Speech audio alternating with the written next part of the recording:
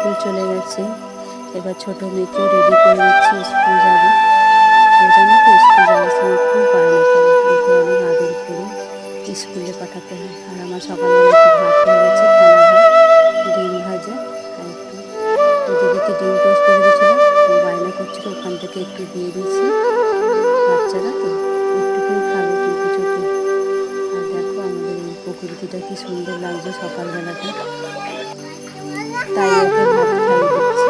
আর ভাত খাওয়াতে খাওয়াতে ওকে বলছি পড়াশোনা করো, পড়াশোনা করলে অনেক বড় হবে, পড়াশোনা না শিখিলে কোনো সুখ নাহি মিলে।